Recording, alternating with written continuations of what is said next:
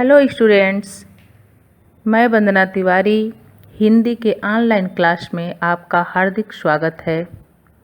आज मैं आप लोग के लिए क्लास 9th का काव्य खंड से पहला चैप्टर शबद लेके आई हूँ, जिसके कवि हैं कबीरदास जी।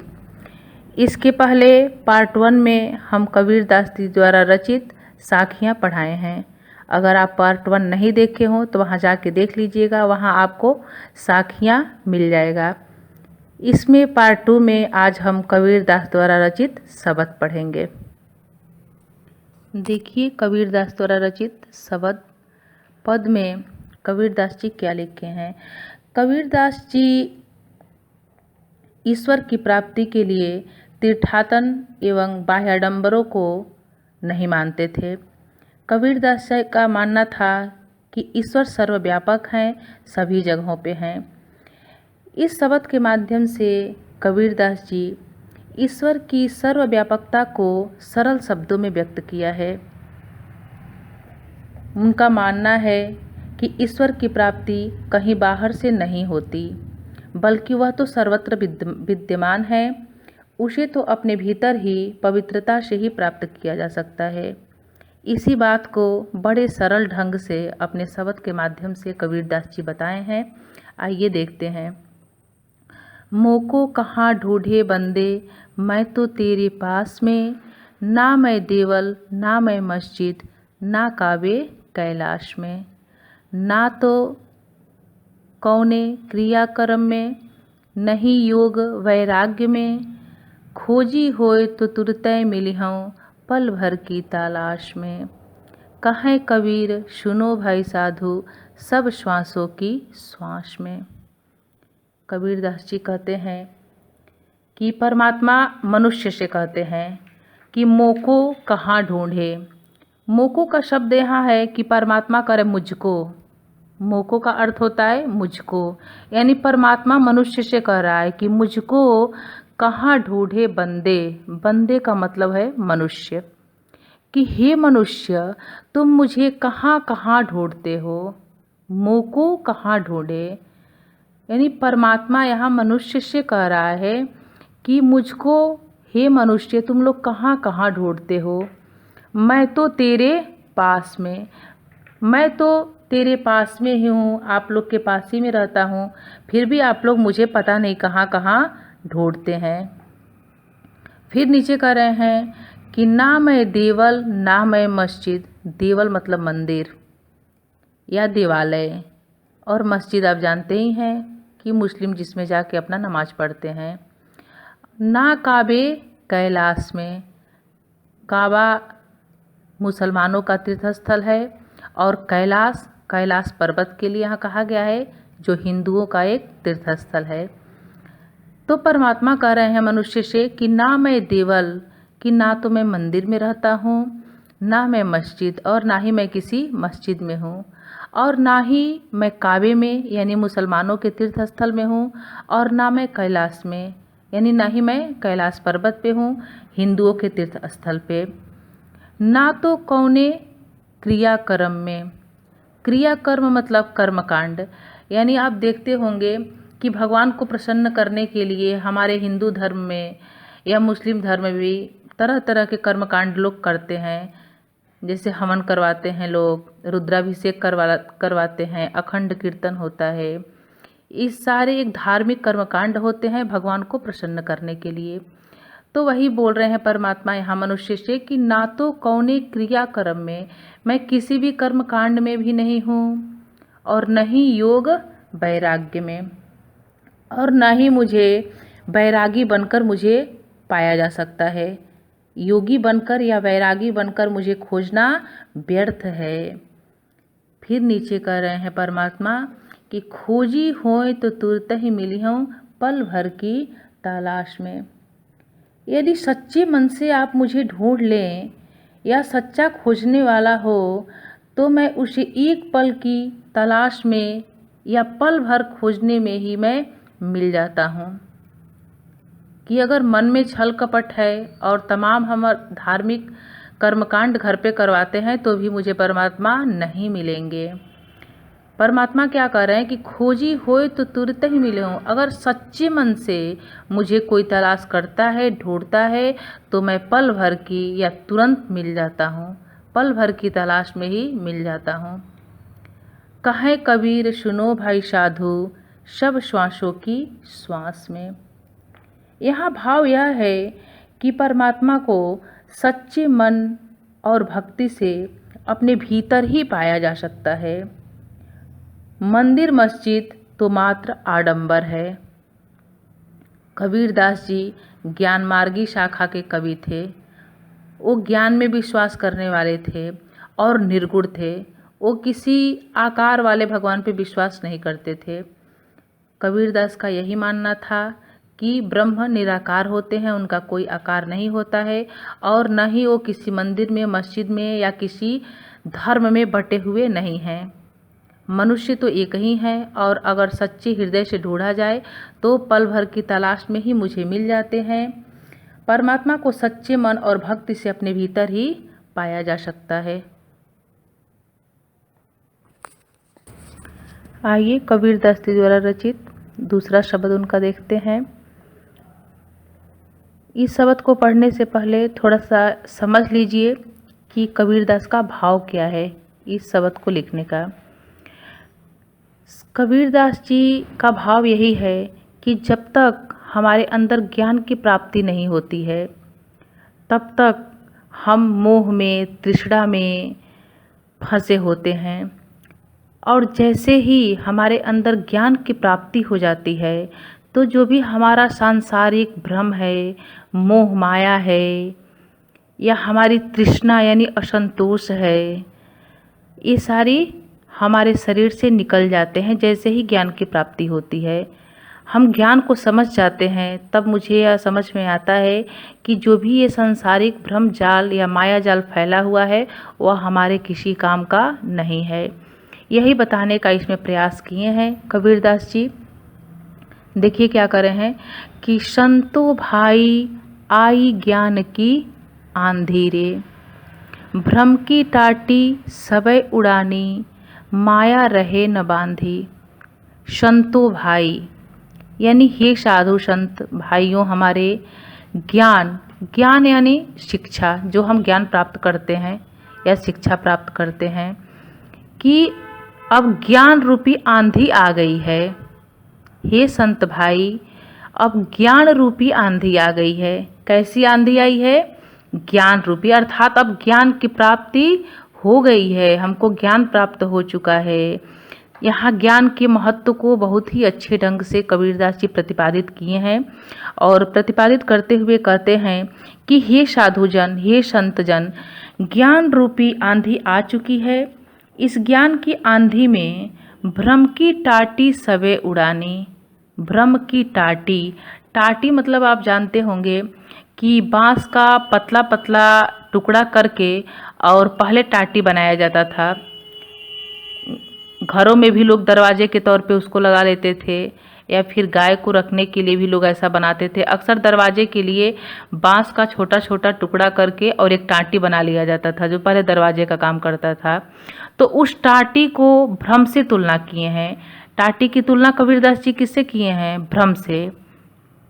तो कह रहे हैं कि जब आंधी आता है तो अक्सर आप देखते होंगे कि जो हल्का फुल्का घर का दरवाज़ा होता है या कैटरेन होता है, वो सब उड़ जाता है।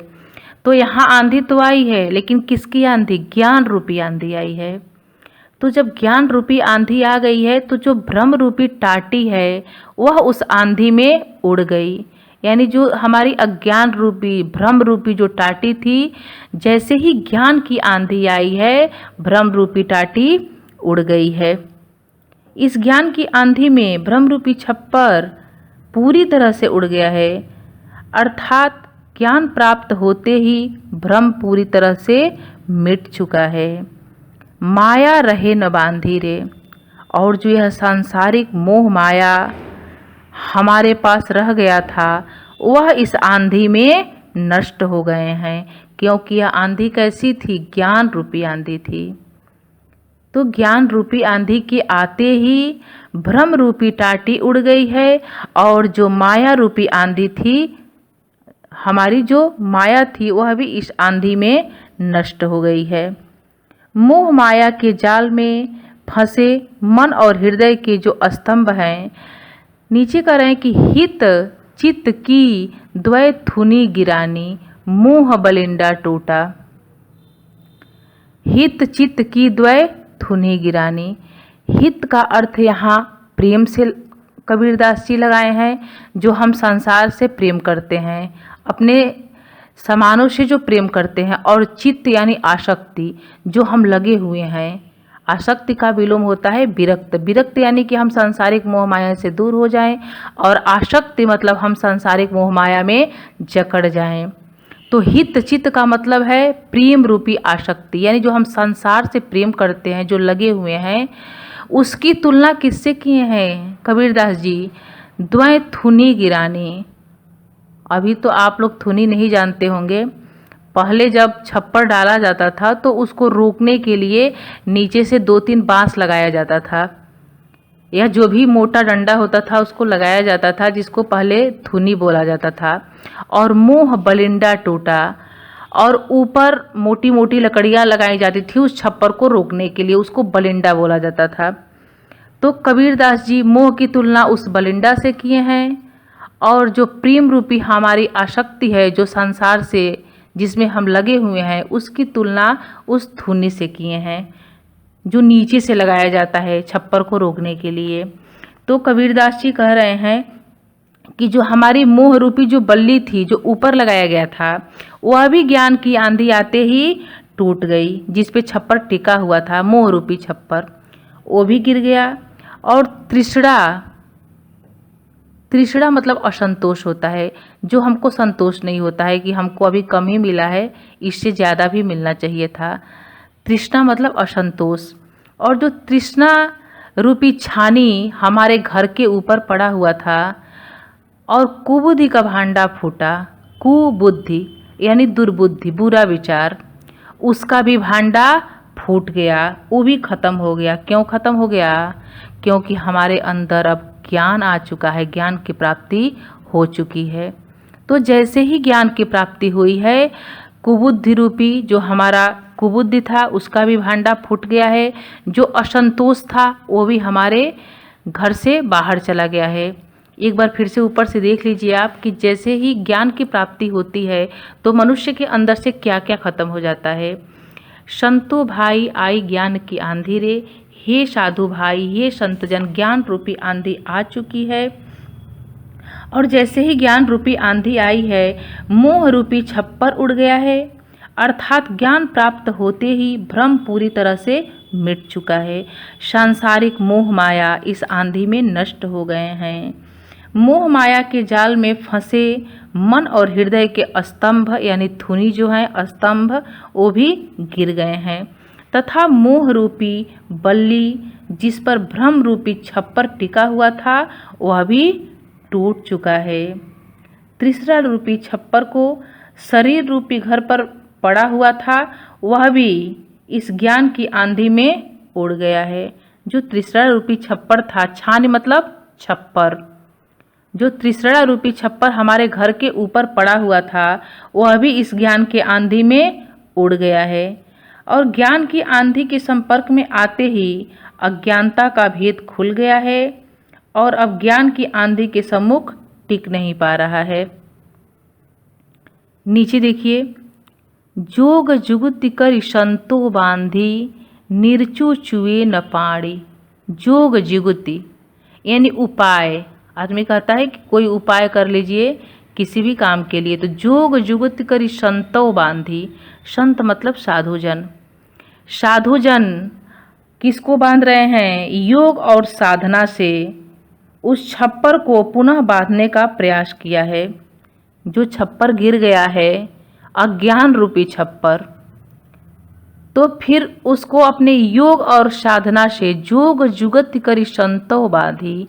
साधु लोग, साधु भाई अपनी जोग जुगत कैसा योग उपाय कर रहे हैं? योग साधना रूपी उपाय करके और उस छप्पर को फिर से बांधे हैं। लेकिन अब वह छप्पर अज्ञान का नहीं है, अब वह छप्पर ज्ञान का है। जिसे संत लोग, साधु लोग योग और साधना से फिर से उस छप्पर को बांधे हैं। और निर्ची चुए न पाड़ी, पाड़ी मतलब पानी, और निर्ची चुए मतलब थोड़ा सा भी अब पानी नहीं छुएगा, क्योंकि अब वह छप्पर संत लोग अपने योग और साधना से बांधे हैं।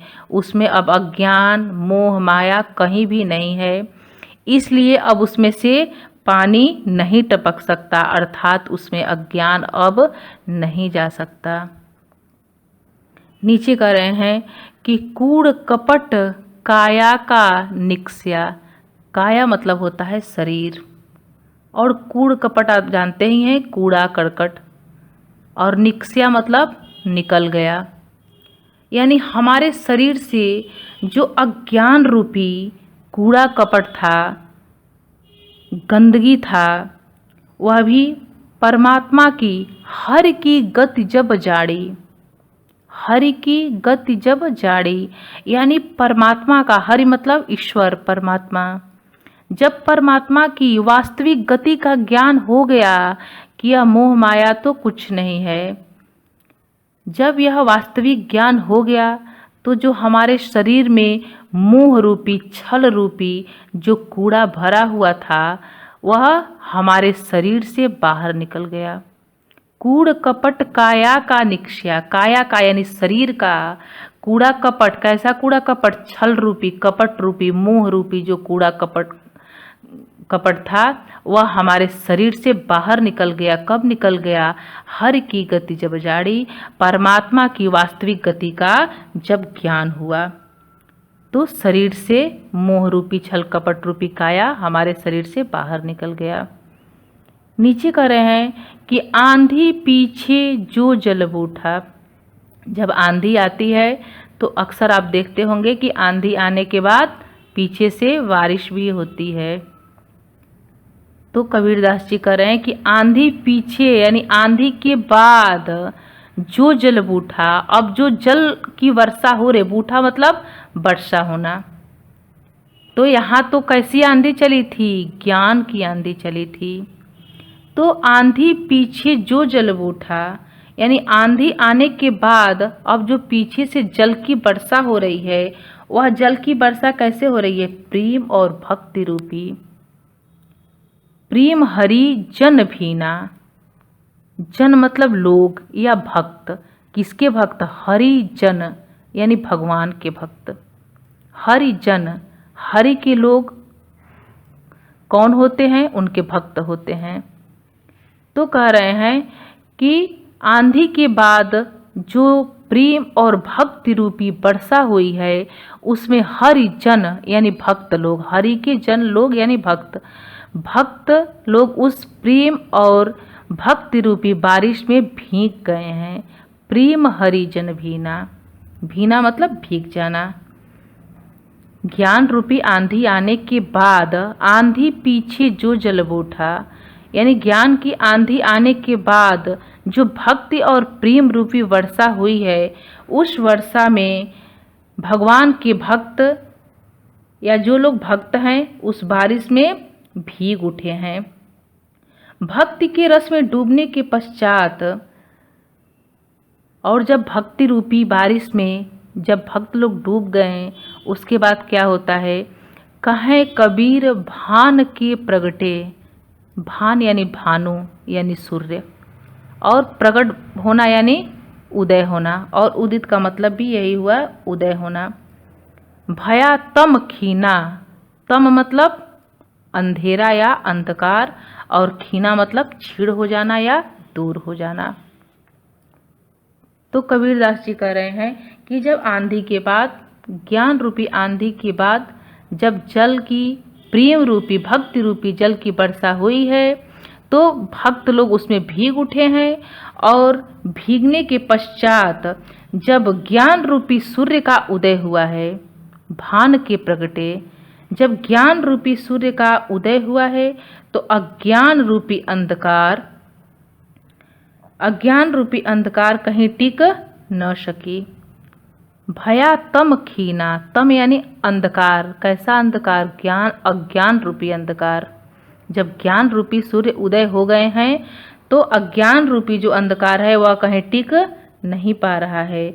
अर्थात कबीरदास जी के कहने का भाव यही है कि ज्ञान की प्राप्ति के पश्चात संपूर्ण भ्रम एवं सांसारिक मोह माया से दूर होकर भगवान की भक्ति में लीन हो गए संत लोग।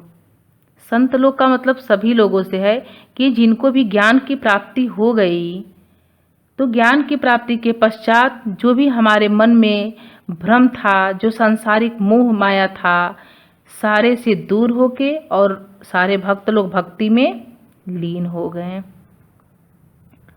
कबीरदास जी की शब्द यहीं समाप्त होता है। आपके काव्य खंड का पहला चैप्टर समाप्त हो गया। धन्यवाद।